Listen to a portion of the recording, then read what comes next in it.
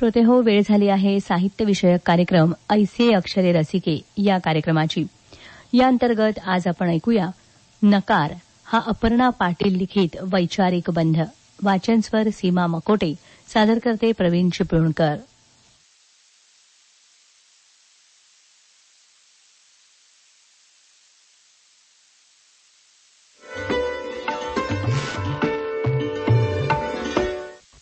पूर्वीपेक्षा आजकालचं जीवनमान फार खर्चिक, मौजमजेचं झालं आहे. राहणीमानात झालेला बदल अपेक्षांचे डोंगर समोर उभा करतो. ब्रँडेड कपडे, गॉगल, शूज, खाण्यापिण्याच्या तऱ्हा, मौजमजेची साधनं, मनोरंजन, अवाढव्य निरर्थक खरेदी आणि हे सगळं करताना होणारी कसरत. सगळं आयुष्य या कसरतीत घालवणारी नवी पिढी. उच्च शिक्षण, नोकरी, व्यवसाय यामागे रेसमध्ये धावल्यासारखी धावते. मधल्या कोरोनाच्या काळात मात्र खूप काही गोष्टी शिकायला मिळाल्या. आता लोक फक्त पैशाच्या आणि कामाच्या मागे धावत नाहीत, तर त्याचबरोबर त्यांना आपल्या माणसांची, भेटीगाठीची, प्रेमाची इतकंच नव्हे तर घरच्या खाण्यापिण्याचं महत्त्व समजलंय.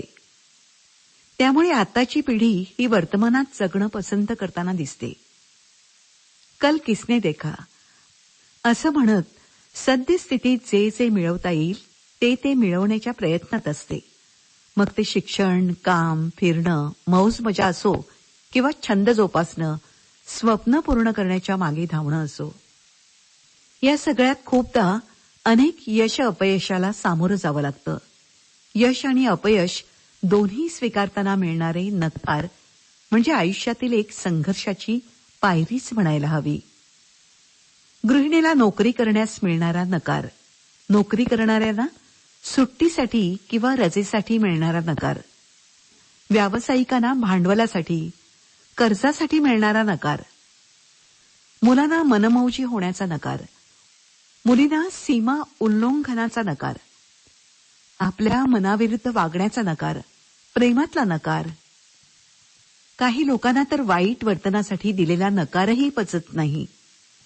जे हवं ते हवं असं म्हणणाऱ्या हट्टी लोकांना नकार सांगताना समोरच्याचेही धाबे दणाणावेत अशी अवस्था होते. मर्यादा, संस्कार हे नाकारणारे महाभागही काही कमी नाहीत. कोणत्याही गोष्टीसाठी नकार मिळाल्यावर तो नकार नेमका कशासाठी आहे हे समजून घेणं फार महत्वाचं आहे. काळजीपोटी की वेळेची गरज म्हणून, धोक्याची सूचना म्हणून की नाईलाज म्हणून. नकार कधीकधी समोरच्याला समजून न घेतल्यामुळेही दिला जातो, तर कधीकधी मुद्दाम त्रास देण्याच्या उद्देशानेही तो दिला जातो. त्यामुळे आपल्याला मिळालेल्या नकारापाठीमागील कारण समजून घ्यावं. तो योग्य असेल तर सामंजस्याने पुढे चालत राहावं, पण तो अयोग्य असेल तर मात्र त्यावेळी स्वतःला तपासून पाहावं. काही चुकतंय का, दुरुस्ती करावी, सुधारणा करावी आणि नकार पचवून योग्य दिशेची वाट धरावी. आयुष्यात काही नकार हे आपलं भविष्यही घडवतात आणि आपलं भविष्य नेहमी आपल्याच हातात असतं याचं भान ठेवून सदैव जागृत राहावं. काही नकार ही आपल्या उज्ज्वल भविष्याची पहिली पायरी असू शकते, ही गोष्ट समजून घ्यावी. कोणताही नकार ही आपली इच्छा किंवा आवड नसते.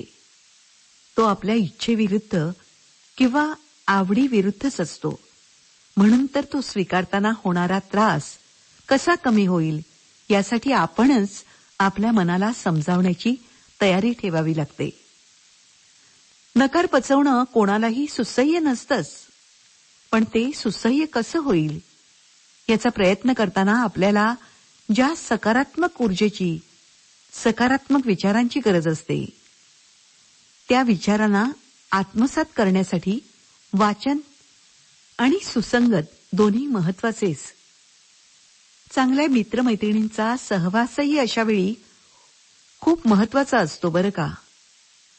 काही गोष्टींमुळे आपलं मन नाराज असेल तर त्याला खुश करण्यासाठी आपणच प्रयत्न करायला हवेत ना.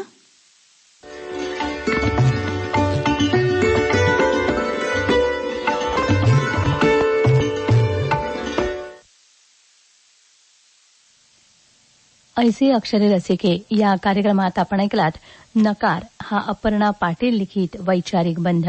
वाचन स्वर सीमा मकोटे आणि सादरकर्ते होते प्रवीण चिपळूणकर. हा कार्यक्रम